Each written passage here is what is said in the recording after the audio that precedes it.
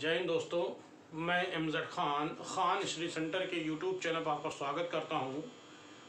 दोस्तों, एक चीज़ मैंने ये देखा है कि इतिहास में बहुत सारी ऐसी चीज़ें हैं इस पर लोग जानकारी नहीं है।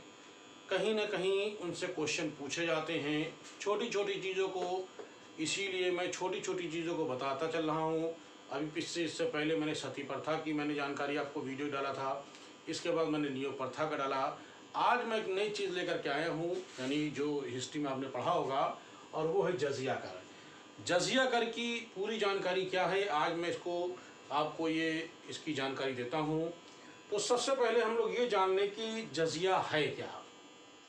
जजिया एक जो है वो एक सुरक्षा कर है। जजिया क्या है? एक सुरक्षा कर है। और भारत में आने से पहले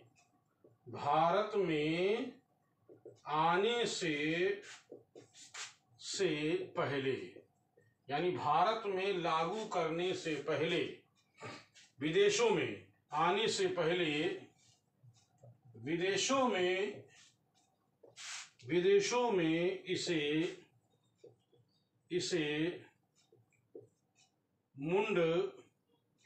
इसे मुंड कर के नाम से जाना जाता था। यानी विदेशों में जहां भी ये, जिसे हम भारत में जजिया कहते हैं, इसे जहां भी लागू किया गया था वहां उसे मुंडकर के नाम से जाना जाता था। और ये जो मुंडकर है ये गैर मुसलमानों से वसूला जाता था। विशेष तौर से वहां पर जो यहूदी व ईसाई होते थे उनसे ये कर लिया जाता था। किससे लिया जाता था? यहूदियों और ईसाइयों से वसूला जाता था। ठीक है। जजिया का कॉन्सेप्ट क्या है मैं अभी आपको बताऊंगा। आइए हम लोग भारत चलते हैं। भारत में कैसे जजिया कर लागू हुआ, किस तरह से। यानी कि आप ये समझ लें कि जब 712 ईस्वी में मोहम्मद बिन कासिम ने भारत पर आक्रमण करके उसको अपने अधिकार में ले लिया था, तो इस जजिया कर को सर्वप्रथम जजिया मोहम्मद बिन कासिम ने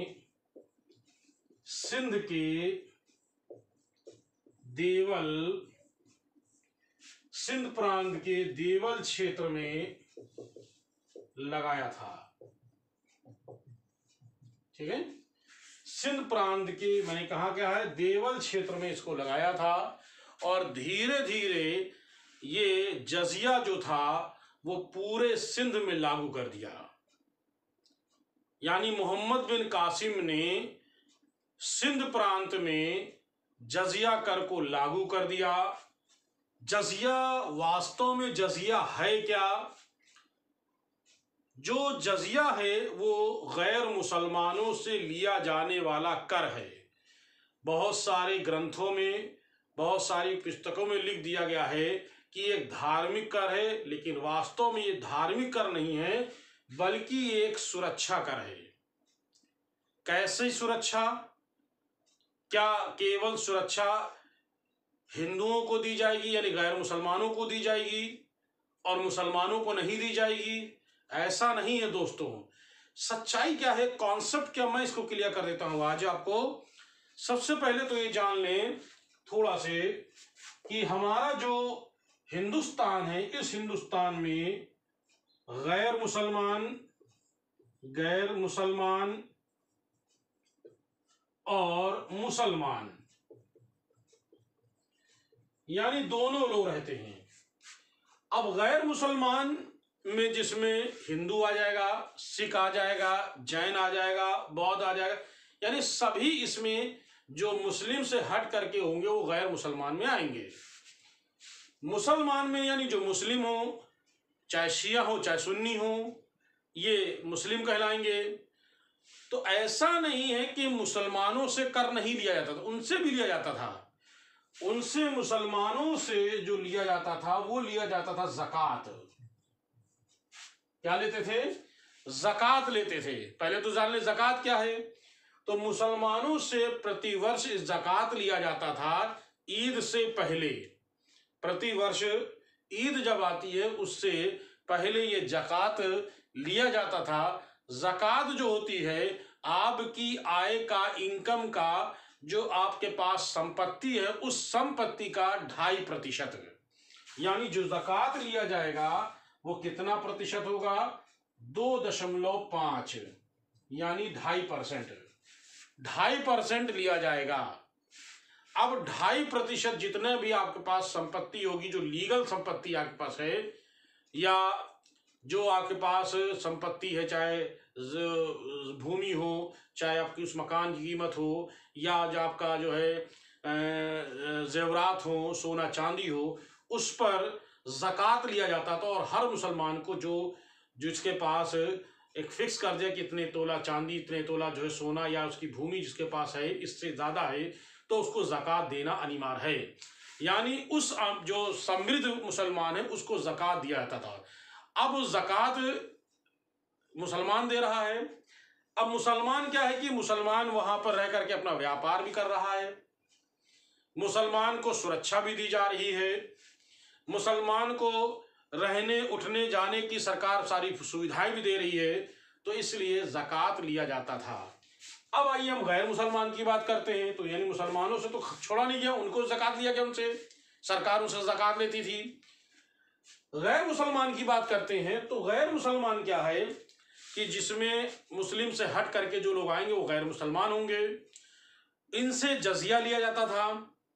अब ये जो गैर मुसलमान थे ये सरकार उनको सारी सुविधाएं देती थी, ये व्यापार भी करते थे, ये अपना जो खेती बाड़ी भी करते थे, ये अपना मकान भी बनवाते थे, ये हर तरीके से ये लोग रहते थे और सरकार उनकी सुरक्षा करती थी और सुरक्षा के नाम पर उनसे जजिया लिया जाता था।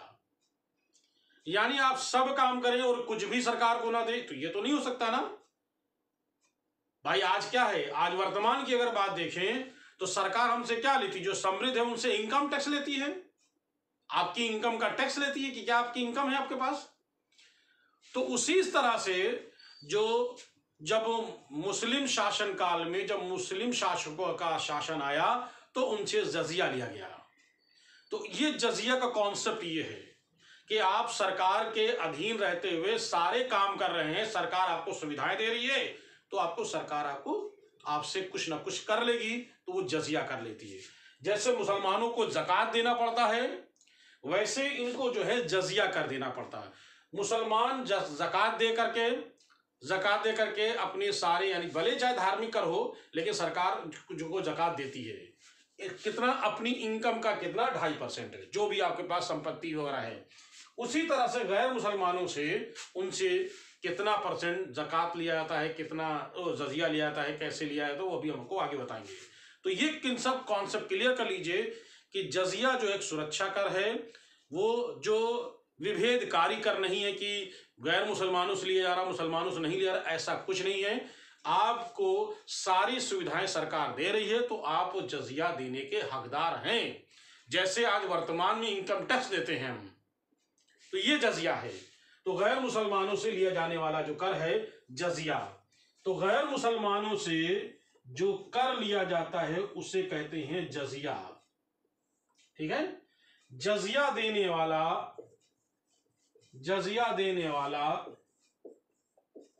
जिम्मी कहलाएगा।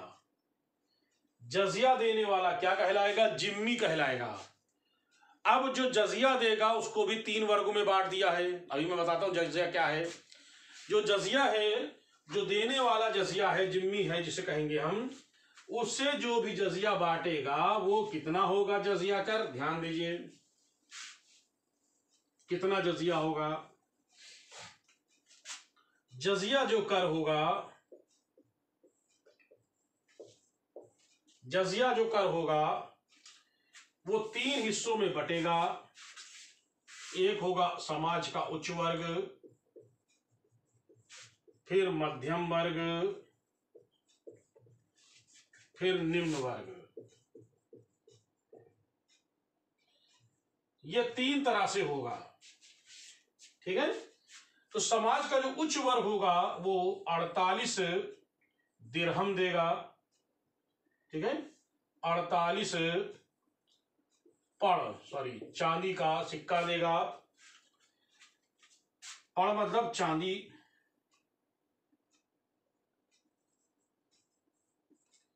ये कितना देगा, ये 24 पड़ देगा। ये कितना देगा, ये 12 पड़ देगा, ठीक है।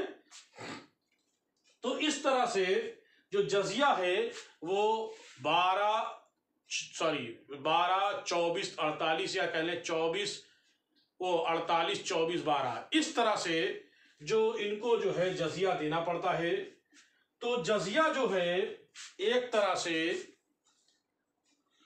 जजिया की बात कर रहा हूं तो जजिया जो है वो 48 टंका पड़ नहीं है, 48 टंका, 24 टंका और 12 टंका। टंका क्या है, चांदी का सिक्का है। टंका क्या है, चांदी का सिक्का है। कहीं कहीं उच्च वर्ग से लिया जाता था 40 टंका, कहीं लिया जाता था 20 टंका और कहीं लिया जाता था 10 टंका। अब विकल्प के आधार पर देख लीजिएगा कि 48 24 12 ये विकल्प होगा या फिर होगा 40 20 10। तो जैसा विकल्प होगा उस तरह से आप उसको सेट कर लेंगे। तो इस तरह से जजिया जो था समाज से उच्च वर्ग, मध्यम वर्ग और निम्न वर्ग से अलग अलग जजिया कर लिया जाता था, जो टंका के रूप में इनसे लेते थे। तो इस तरह से ये देखते हैं कि जजिया जो है समाज के तीनों वर्गों को जजिया देना होता था, जो गैर मुसलमानों से लिया जाने वाला कर था। अब जजिया माफ किसको था, जजिया किसको किसको माफ है जजिया? जजिया जो माफ था, किसको किसको माफ था? जजिया माफ था ब्राह्मण को, माफ था महिलाओं को, माफ था बच्चों को, माफ था और अपंगों को। अपंग मतलब अभी लूले लंगड़े जो होते हैं उनको जजिया कर माफ था। आगे मैं बताऊंगा कि और जजिया किस पर फिर लागू होगा। तो इस तरह से जजिया जो है किन किन लोगों से जजिया लिया जाता था, और जजिया देने वाले को हम लोग क्या कहते हैं, जजिया जो देता है उसको जिम्मी के नाम से जाना जाता था। खैर, तो आइए हम लोग बात करते हैं कि मोहम्मद बिन कासिम ने जजिया को पूरे सिंध पर लागू कर दिया। जिस तरह से मुस्लिम शासकों ने जजिया कर लागू किया, उसी तरीके से कुछ हिंदू शासकों ने मुसलमानों पर भी एक सुरक्षा कर लागू किया था। जैसे गहरवाल शासकों ने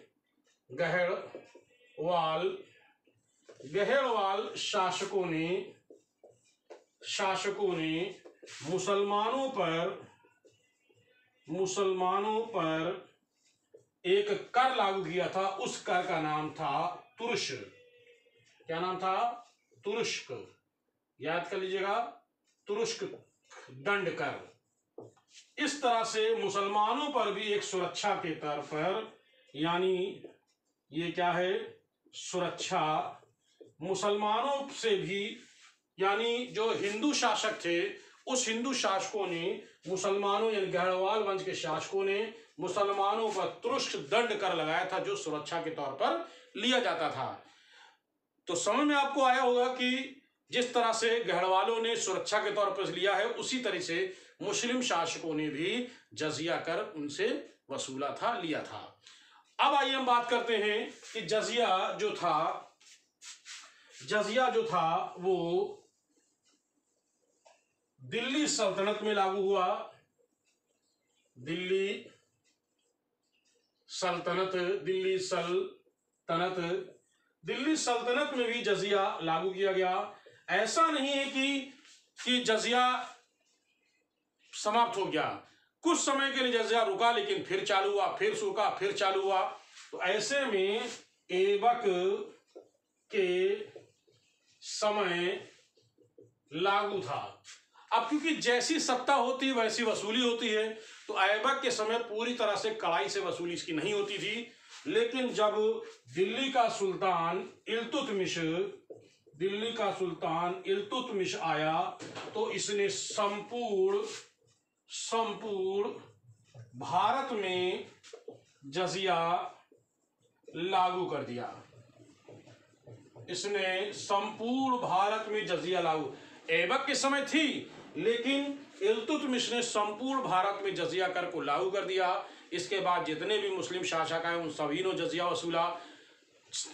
वसूलते रहे, चाहे आपका बलबन हो, चाहे आपका अलाउद्दीन खिलजी हो।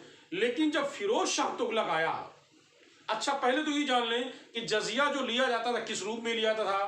तो जजिया जो लिया जाता था वो मुख्य रूप से वो भू राजस्व, किसके साथ याद कर लीजिए, समझ आइएगा। जजिया जो लिया जाता था भू राजस्व, यानी भू राजस्व का मतलब था लगान, जिसको कहते हैं खराज।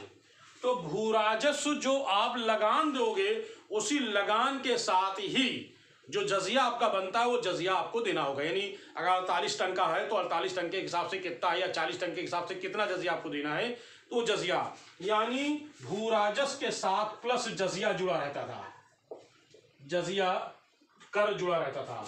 तो यानी इनके साथ पूरी वसूली एक साथ होती थी, याद कर लीजिएगा। यानी फिरोज शाह तुगलक से पहले जो भी शासक थे उन शासकों ने भू राजस्व तो जब लेते थे, यानी हर साल जब किसान से या जो इनकम जो इसकी हो, तो जब हर साल लेते थे तो उस अनाज के साथ साथ उतना अनाज और ले लिया जाता था जितनी जजिया बनता है। तो फिरोज शाह तुगलक जब आया, जब फिरोज शाह तुगलक आया तो फिरोज शाह तुगलक ने भू राजस्व को उसने अलग कर दिया और जजिया को उसने अलग कर दिया। यानी अलग ये वसूला जाएगा, इसको 1 नंबर में कर दिया, इसको 2 नंबर में कर दिया। यानी अब जजिया अलग वसूला जाएगा, लगान अलग लिया जाएगा।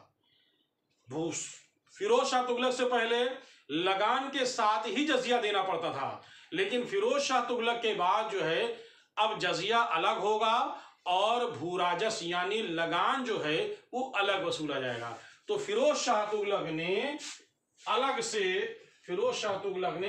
से जजिया कर को लागू किया। तो कुछ लोग कहते हैं कि दिल्ली सल्तनत में फिरोज शाह तुगलक ने जजिया लागू किया। आप जान लें, जजिया को अलग से लागू, यानी भूमि से अलग हट करके, लगान से अलग हट करके फिरोज शाह तुगलक ने जजिया को लागू कर दिया। ऐसा नहीं कि जजिया ने नया काम, जजिया ने सिर्फ इतना किया था कि लगान अलग लिया जाएगा और जजिया अलग आपसे लिया जाएगा।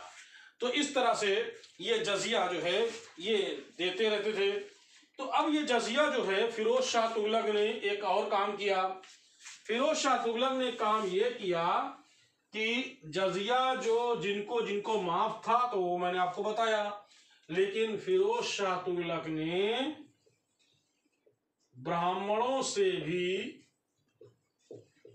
जजिया लिया। ब्राह्मणों से भी जजिया, यानी ब्राह्मणों पर भी जजिया कर लागू कर दिया। तो ब्राह्मणों ने इसका विरोध कर दिया कि प्राचीन काल से हमको हर चीज में माफ होता जा रहा है, चाहे आप ब्रह्मकर देख लें, चाहे आप पिछले, यानी जो भी प्राचीन काल से जो भी इनको सुविधाएं देती थी उनको सब चीज माफ मिलता था। तो इन्होंने कहा हमारे ऊपर जजिया क्यों लागू हो रहा। ब्राह्मणों ने इसका विरोध किया। जब दिल्ली के ब्राह्मणों ने जब इसका विरोध किया तो दिल्ली की जनता ने यह कह दिया सुल्तान से कि हम ब्राह्मणों का जजिया कर हम स्वयं जमा करेंगे। यानी अब ब्राह्मणों का जो जजिया कर था वो दिल्ली की जनता ने ब्राह्मणों का जजिया कर दिया था। ठीक है, यानी ब्राह्मणों पर भी जजिया कर किसने लागू किया, तो आप कहोगे फिरोज शाह तुगलक ने लागू किया। इसी तरीके से ब्राह्मणों पर जजिया किसने लागू किया?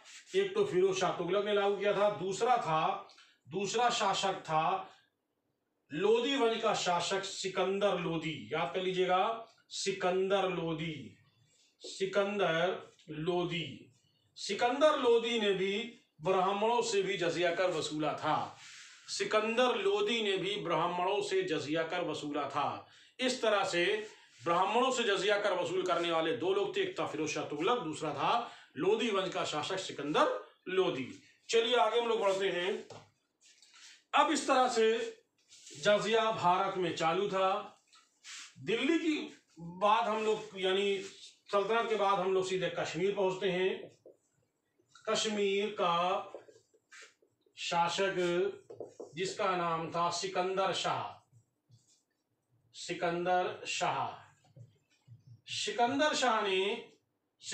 शाह ने कश्मीर पर इसने जजिया कर लागू कर दिया। सिकंदर शाह ने कश्मीर पर जजिया कर लागू कर दिया। सिकंदर शाह का पुत्र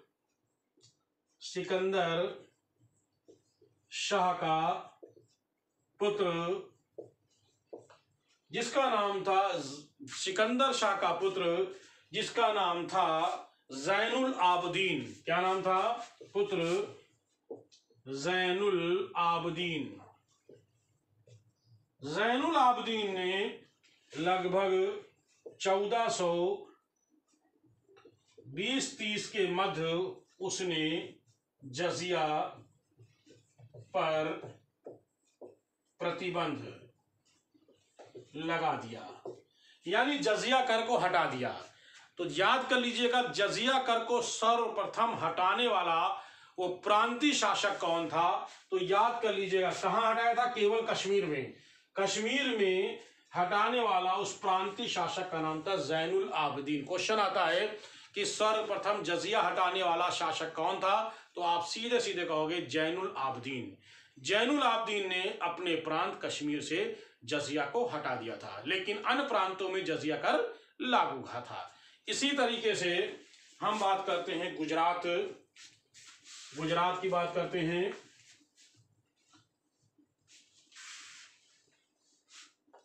गुजरात में अहमद शाह,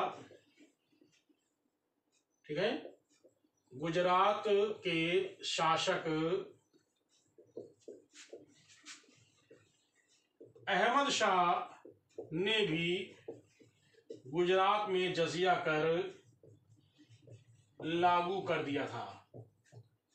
यानी अहमद शाह ने भी जजिया कर लागू कर दिया था। गुजरात के शासक अहमद शाह ने लगभग 1411 से 1442 में इसका शासनकाल था। इसी के शासनकाल में उसने जजिया कर को उसने लगाया था, ठीक है, लगाया था। इसी तरह से शेर शाह सूरी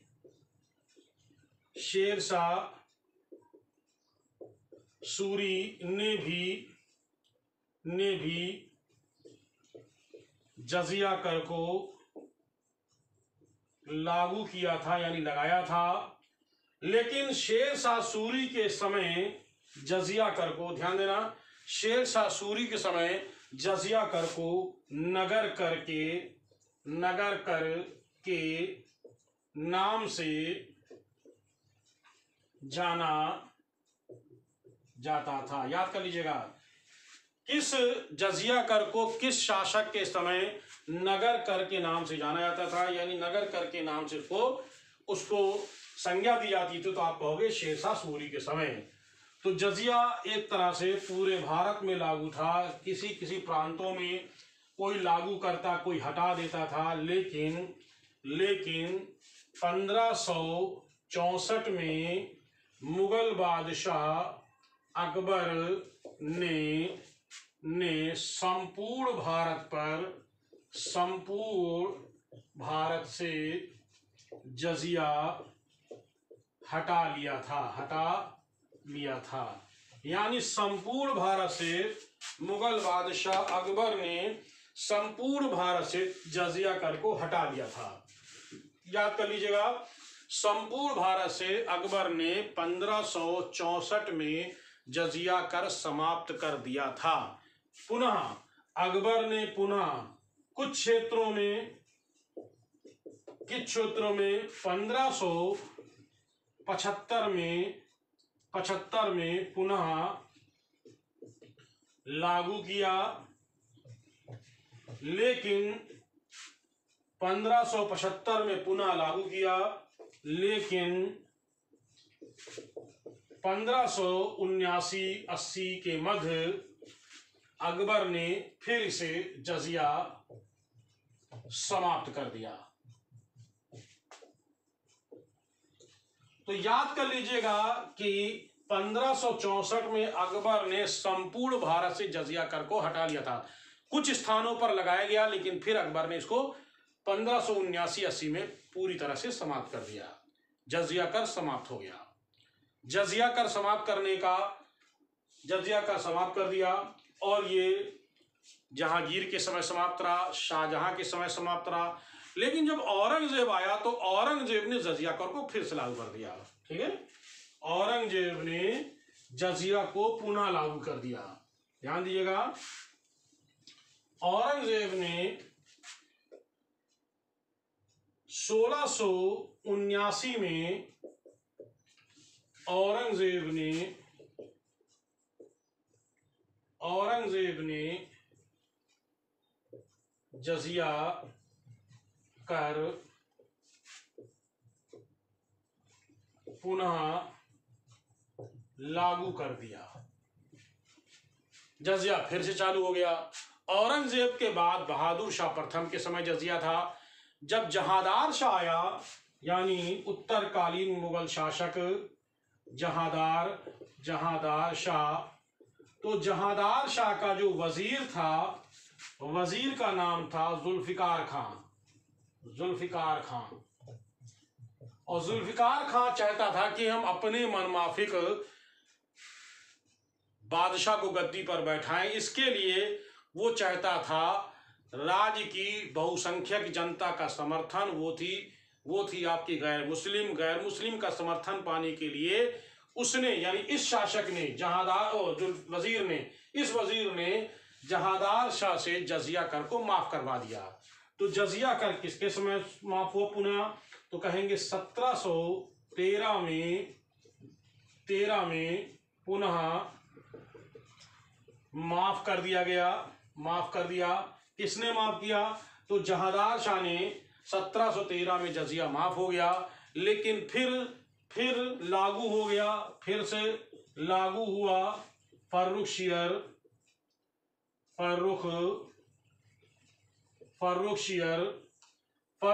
ने 1716-17 में पुनः लागू कर दिया। सैयद बंधुओं के दबाव से उसने लागू कर दिया और ये इस तरह से लागू रहा। फिर उसके बाद कई शासक आए। जब मोहम्मद शाह रंगीला आया तो मोहम्मद शाह रंगीला ने आमेर के शासक, याद कर लीजिएगा कौन?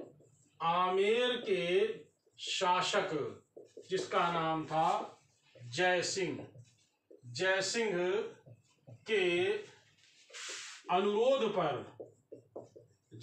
के अनुरोध पर मुगल बादशाह मोहम्मद शाह रंगीला ने जजिया अंतिम रूप से समाप्त कर दिया।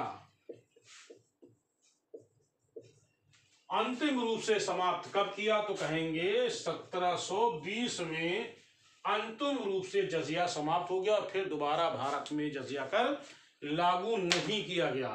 तो फिर से एक बार समझ ले जजिया कॉन्सेप्ट क्या है। जजिया कॉन्सेप्ट वे जो गैर मुसलमानों से लिया जाने वाला सुरक्षा कर है, ये विभेदकारी कर नहीं है, बल्कि राज्य उनको सुविधाएं देती है, उसके बदले उनसे ये कर वसूला जाता है। तो दोस्तों, मुझे उम्मीद है कि आप लोग को जजिया पूरी तरह से समझ में आ गया होगा।